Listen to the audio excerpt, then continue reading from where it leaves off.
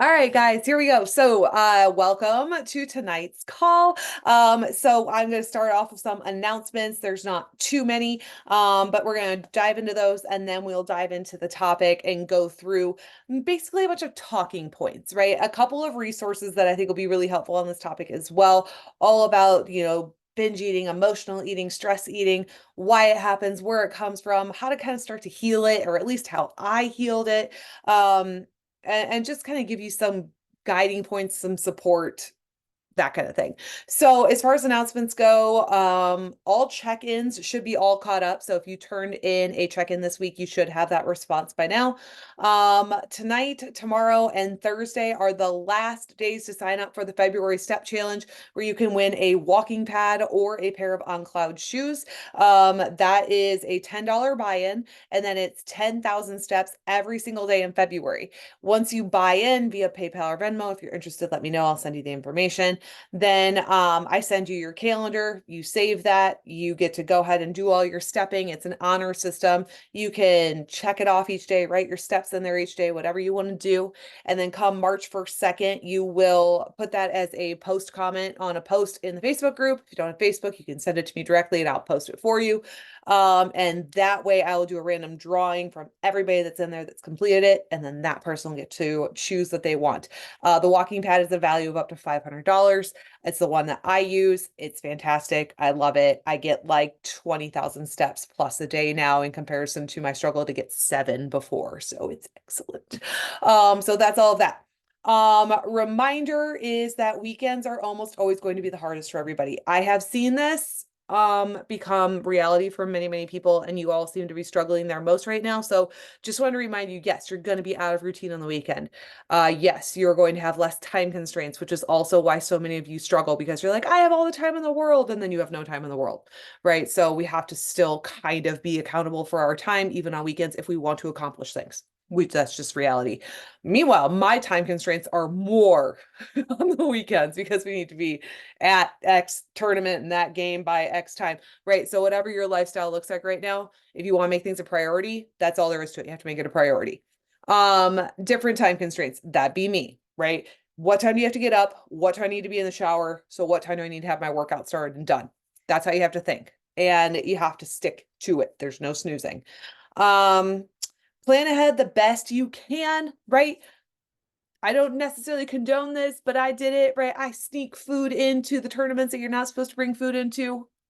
Sorry, I'm not going to eat your junk food all day. Don't mind me over here in the corner with my oats. It's what I do. So if you need to plan ahead, maybe be a little bit naughty. I definitely suggest that, but don't get yourself in too much trouble depending what you're doing that with. Everyone, I also want to point this out because I see a lot of these posts come through lately, and I think it's really helpful. Everyone does have 24 hours in their day. However, everybody has different obligations within those 24 hours. So no, your 24 hours are not going to be the same as mine, because not everybody has kids. Some people have 12 kids, some people have 1 kid, some people have dogs, some people have no responsibilities or obligations to anything else that's alive. That's awesome too, right? We have different ways to spend our 24 hours, but that is the point. We are all able to make the best choices for ourselves within each set of 24 hours that we have. So if you have priorities to get certain things accomplished, you can make the best optimal choice in any given situation on any given day. So just because your 24 hours looks a little bit more chaotic than maybe your friend over here or your coworker or whomever you're comparing yourself to, because that's not a good thing to do. But we cannot do that, right? Because our priorities have got to be what our priorities are. So if you have things that you want to get done, make them happen. If you have a situation that you're put in, you have to make a decision between moderately okay and moderately crappy, choose moderately okay, right? You're going to be one step ahead of where you would have been. Okay. So that is my best choices for you on weekends, how to handle them. Couple things that are coming up soon. The hybrid program should be the next to release. I'm going to do about 1 to 2 months worth of workouts at a time in there. And to be totally straight with you all, it's going to be super helpful if you start that program on day 1 of your cycle. So if you're wanting interest in that, when it starts to release, we can be on chit chat mode. I'm going to have a way for you to alert me that you've started that. Sorry, guys, this is just how it goes. And then I can start to assign that program to you on that day or the next day. It really works to optimize with your hormones. It helps, performance wise. When should we be taking it easy? When should we be crushing life? When should we be going for PRs? When should we just be going for walks? Right? That's how it's going to work. So it's going to be a really awesome opportunity to really optimize your performance around where your hormones are at in the month. So that's going to come out soon. Stress reset should be at the start of March is when that's going to come out. I am working on deep core, pelvic floor, breathing courses. Those are all going to be coming out soon as I continue to learn about them. I'm very excited. I'm like the biggest nerd ever. Mondays and Tuesdays are so busy. I cannot work on my certification, but Wednesday through Friday, I'm like, and how many hours can I spend? Right? That's where I'm at, and I love it. And I keep sharing tidbits of it as I learn it because it's like, mind blowing. So there's that. Something else that I'm really excited to announce. So obviously I wear a lot of workout clothes, right? I'm your nutrition and fitness coach, but I also do wear regular clothes sometimes too. I like we go on the occasional date, or I like to wear blue jeans and I wear like not workout clothes. So I actually just decided to partner with Savvy Clothing Company. They are the clothes that I have been wearing it for like date nights, or like the dresses that I like to wear with my boots and stuff like that for years now.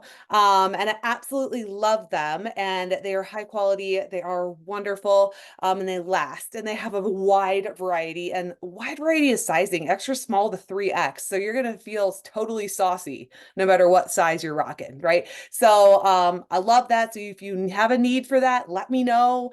Kind of getting used to that. But if you need recommendations or have any questions about it, just shoot them my way.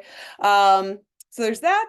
The only other things, please send any 1P order numbers my way if you do choose to make them. That always helps so much so that I can double check on those for you. And then please keep sharing about our app, any of my posts that you find helpful, my podcast episodes that you find helpful. Talk about the group, share about the group, invite people to the group, whatever you want to do. All of those referrals mean so much to me, so I greatly appreciate them. Okay, so that's the announcements. We're gonna go into eating now, okay? I kind of just wrote my thoughts down as they came through my head. So if this looks a little bit conjumbled, that's because that's how my brain works. So I apologize for any sort of randomness. But there is a podcast resource that I want you guys to have access to if you so choose to listen to it. I thought it was very helpful when I came across it, and the way that she talks about things. So I did pull some points from her. It is Trish Blackwell, and it's called The Confidence Podcast. She's got a ton of episodes, and she talks a lot about a lot of different eating type habits and how those things are formed, and how she's healed from them. Her story is absolutely beautiful to listen to as well, how she's healed from everything too. So I would really recommend listening to her. If you do struggle with these things, you might get some really good takeaway points from her as well. She also has a couple of books out too. So if you are a reader, they might be a good read. I can't attest to that. I have not read them yet, but I may very well do so in the future because you all know how much I love building my library collection of books. So there's that. But she does go on to talk about like emotional and binge eating. It typically develops as a coping mechanism for comfort. You probably have gathered that at this point, but why does that happen? So often the types of foods that we have in these situations, we start to create like an immediate dopamine release and a quick fix to feel better in these situations, right? So what happens when you fall down and skin your knee when you're a kid?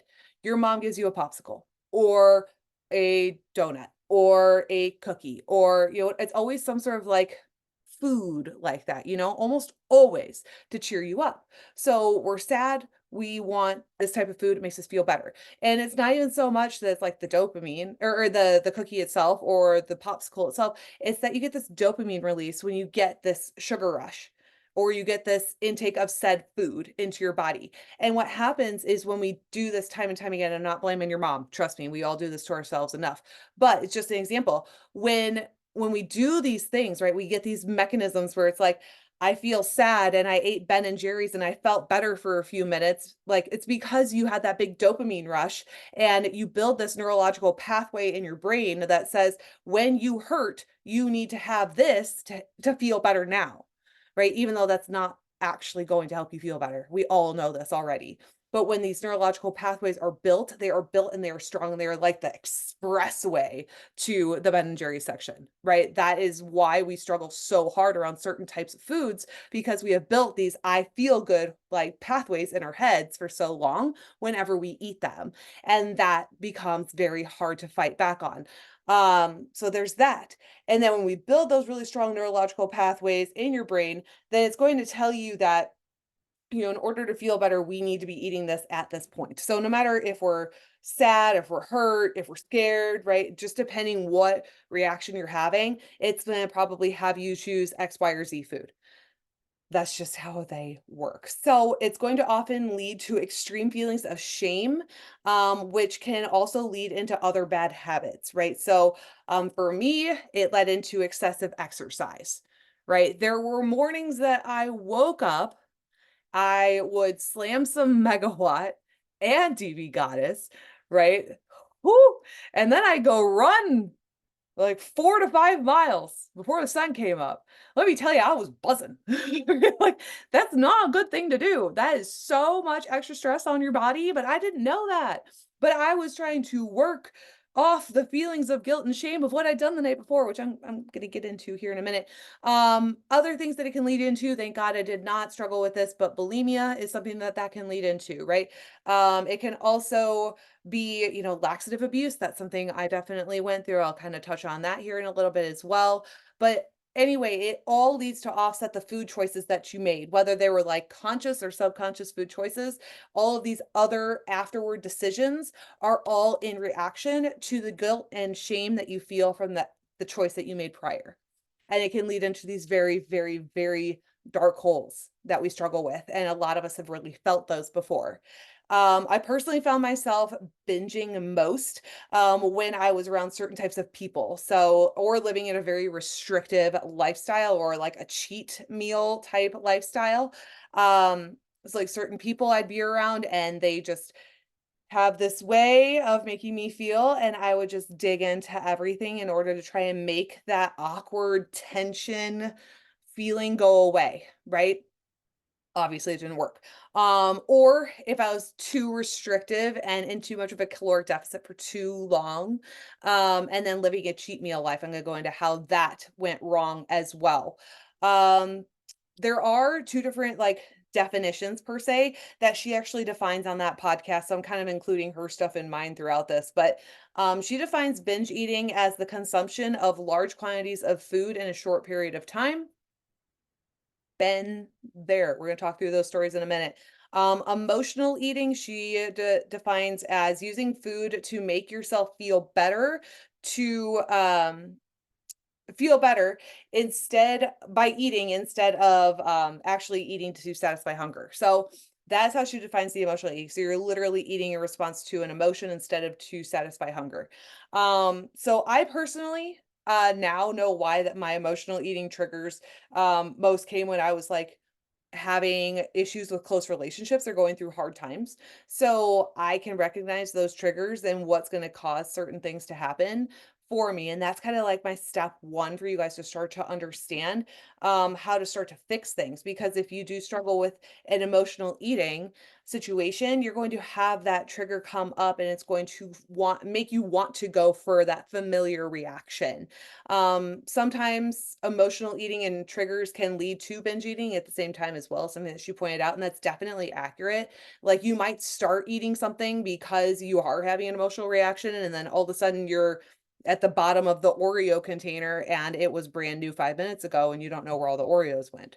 We all know where all the Oreos went, right? So like those things happen. And so it can turn into more. Um, to how to get past this. Let me just point like I am not a therapist, you all. Okay, I need to just make that very clear. A therapist, as she says as well, is something that I would definitely recommend. If you can go and find somebody to help you get through this professionally, that's probably going to take a lot less time than what I did, to be honest. But what I'm giving you tonight is what I did, what I struggled through, what worked for me, and how I got past it on my own. So I'm just, once again, you can find a therapist to help you through this. Please do it. These are just suggestions for what worked for me, okay? But I really wish that I would have. honestly. But anyway, as far as that goes, what I did with things that I did wrong, I definitely used to abuse laxatives really bad. That was not a fun part of my life. Um, I'll go over some specific memories that I have and why that matters. But what really happened to me is I had like an aha moment, and I think because you all know I'm addicted to learning, this has always been a thing. And I want to say I read a book or I listened to a podcast about what laxatives actually do in your body and how it actually hurts your body if you utilize them in the wrong way, like I had been doing.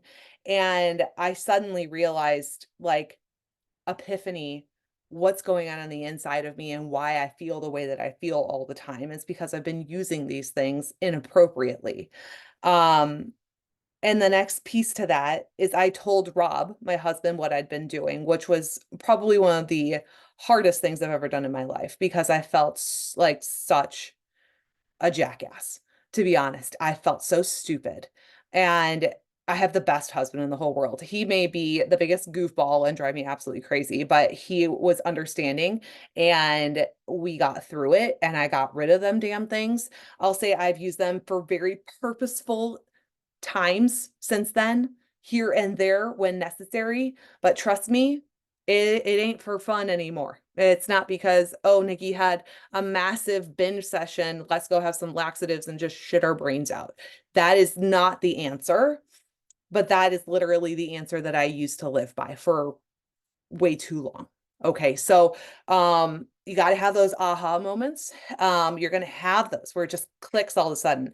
Understand the thing that you're doing to your body. That's probably the reason why you feel the way you feel, right? If we're in too big of a caloric restriction for too long, that's probably the reason why you feel crappy. If we are binging on terrible foods, that's probably why we feel crappy, right? If we're having emotional reactions to things, not only are we struggling with our emotional reactions and whatever's causing those triggers or the people that are around us, but now we're struggling with how we feel because of the foods we ate. Right? It's all going to be tied together. So you have to have these aha moments about the choices that you're making and how it's hurting you right now and how it's going to hurt you down the road. Once you can start to see that and like look at what your future is going to see and what it's going to look like, we're going to struggle with later for the choices that you're making right now, that's when you can start to make those changes too. So that's what happened with those and how I got off of them because it was honestly just an aha moment. I understood in that moment how terrible what I was doing to myself. I came clean with my husband on what I'd been doing and we fixed it. We went through it together and he helped me. So that was that. Once again, therapist probably could have helped me a lot faster, but it is what it is. Rob became my therapist that day. Um, I also think with either struggle, whether it's binge eating, emotional eating, stress eating, the most important thing you can do is start to figure out what those triggers are. So I was kind of talking about that earlier a little bit. So with a lot of people, it's like work or it is certain individuals that you're around. That's my big one. Finances, certain relationships, if they're in turmoil, that's me too. If we can start to figure out what triggers us to do the things that we do, we can really start to learn how to implement habits in order to offset the eating in those situations, right? So those situations are going to occur, right? They're going to occur. We're going to have work stresses. We're going to likely have financial stresses. Most of us are. You're going to probably have to be around individuals that trigger you because that is life. We're also probably going to have arguments in important relationships because you're not always going to get along with your best friends, your husband, your spouse, your kids, your sister, whoever, right? You're not meant to always get along with these people. So we need to remember whatever it is that's triggering you is going to come up again. So we need to start to understand, okay, when this happens, I'm likely going to have this reaction. How can I stop it in its tracks? So for me, what I started to understand and saw was when I would have an argument with Rob, like he is my rock. That man is my person.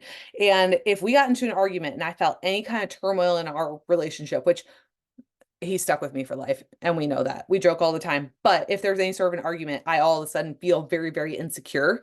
And I knew that that was going to be my trigger to want to go and eat the cabinet, right? So now like you can start to put together a new habit. You know that that's going to be your reaction. What can we do instead?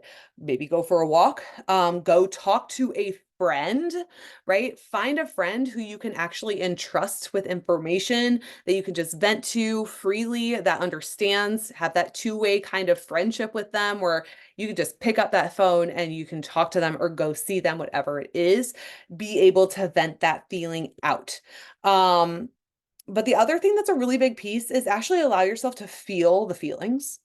I feel like for so much of this, the issue is that we're so ashamed to have these feelings that we're afraid to experience them. So we mask them with food instead, right? That dopamine kicks in because we had that sugar rush. We don't have to feel what we were feeling before, right? Instead, we're focusing on what we're tasting. It's like we need a different sensory input. And if you actually allow yourself to actually feel it, whether it's sadness, anger, frustration, being scared, whatever it is, you got to feel that. That's part of being human. And then also start to document how you feel emotionally, physically as well. When you're going through these phases, right? So how did you feel leading up to this like emotional trigger to this binge session, whatever the case is? How'd you feel leading up to it? How'd you feel during it? Were you there? Were you absent during it? Were you doing it while you were thinking? Were you not thinking? Did you just suddenly wake up and you had wrappers in your hands? How did you feel afterwards? Force yourself to feel it. When I forced myself to be honest with myself, it made a huge impact on how I could tweak my habits over time in order to stop repeating the process.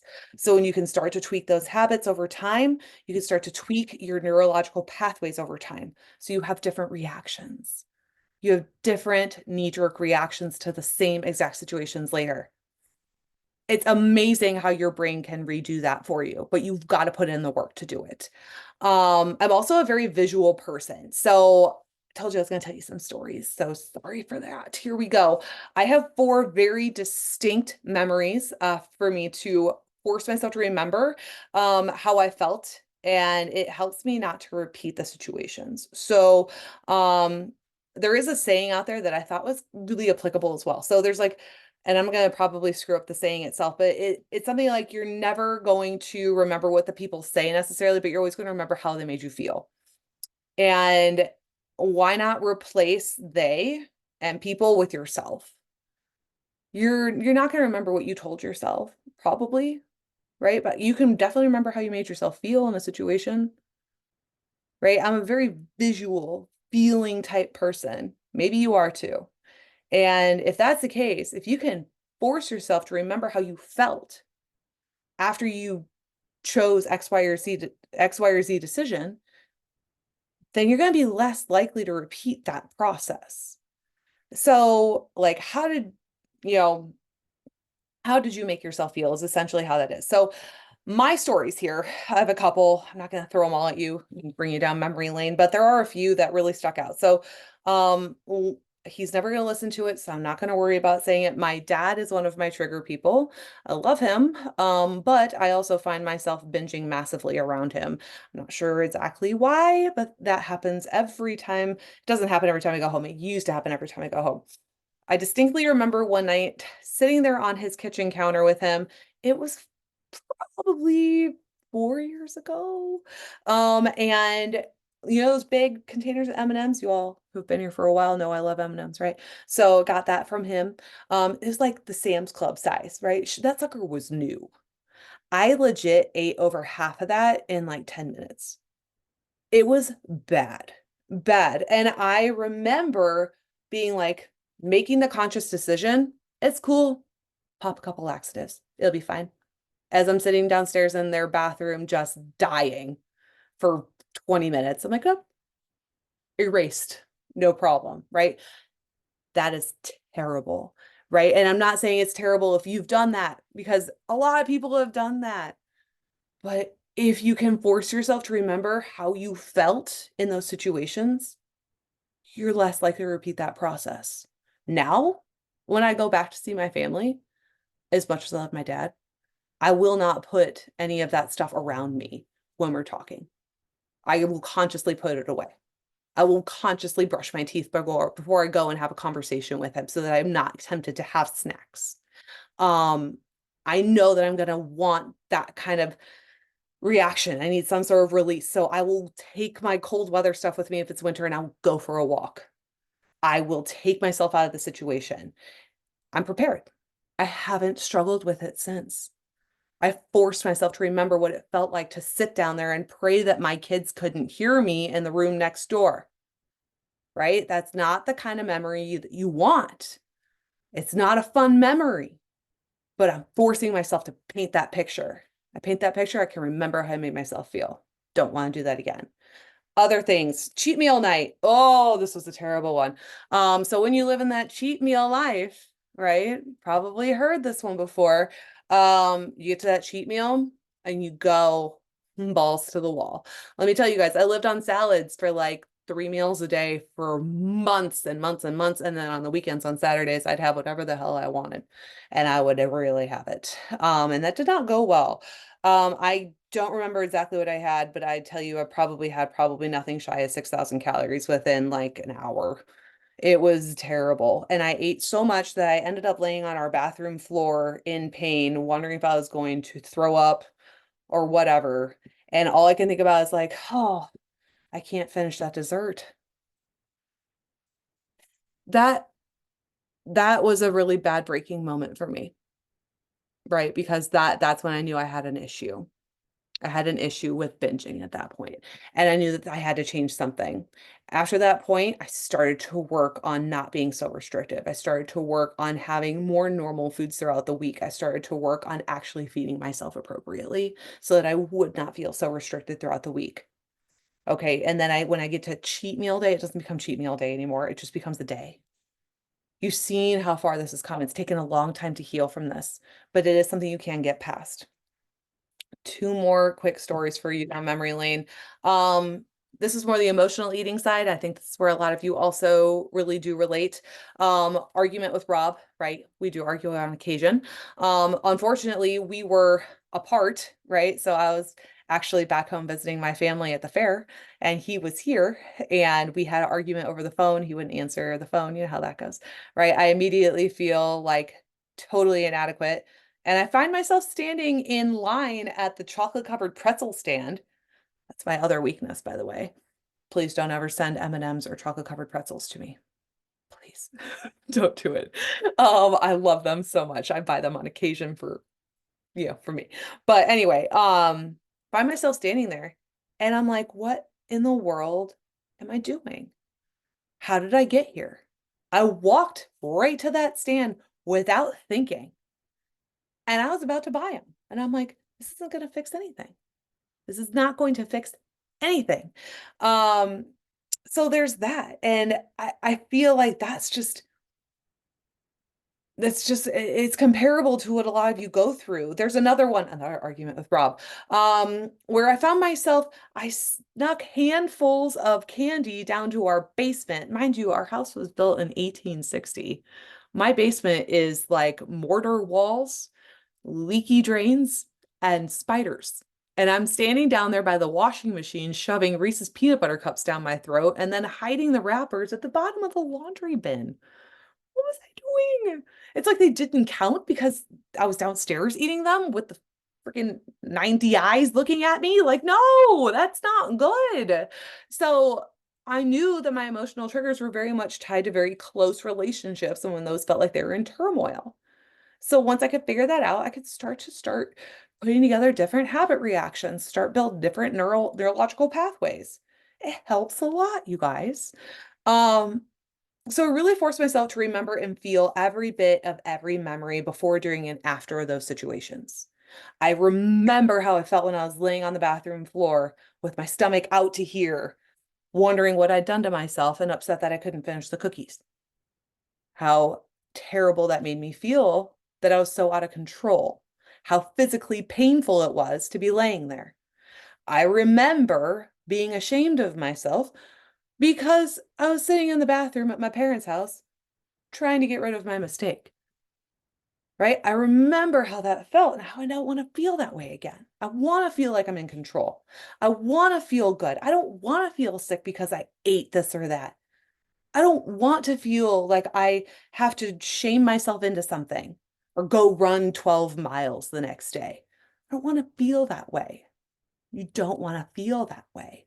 So by forcing yourself to really like remember, it's gonna help. Um, Place myself in situations to build new neurological pathways with new habits is obviously I've talked about that a lot, but you know, instead, if Rob and I have a disagreement now, I force myself to go for a walk, or I sit in my reading chair when the kids have left and Rob has left, and I'm lucky to have this time to myself at the house.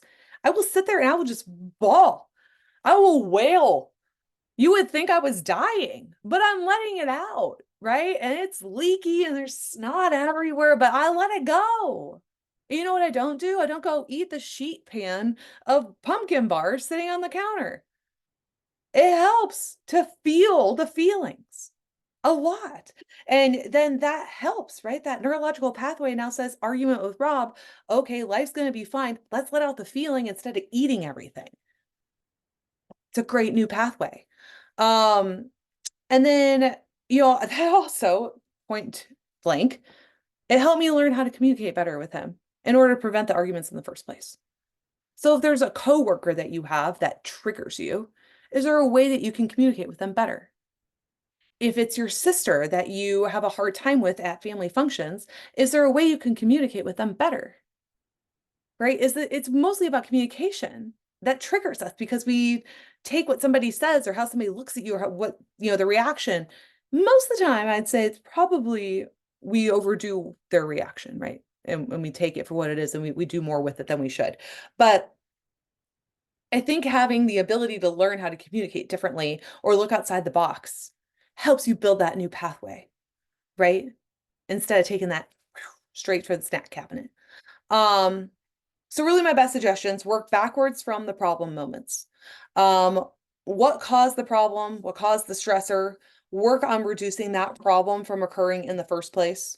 That's going to be a big piece. Allow yourself to actually feel what you're feeling in those moments instead of trying to fix or hide those feelings. Really try and allow yourself to feel them. Talk to someone, therapist, or at least an understanding friend. Don't try and keep it all bottled up inside. That is so goddamn hard on your heart and everything else inside of you. You gotta let that stuff out. And then, paint the full picture in your memories of how you felt before, during, and after. And then when you do have a successful moment, when you start having those successful moments, build those pictures too. Remind yourself what it feels like to be successful, how good it felt to be in control, what you did when you were in control, right? How did it feel to be successful in that moment when you walked away and you solved the problem instead of eating all the cookies? Remind yourself of those good moments so you can build those new habits. It's amazing. So let me leave you with, you can heal from it, right? Because if I did, I know you can.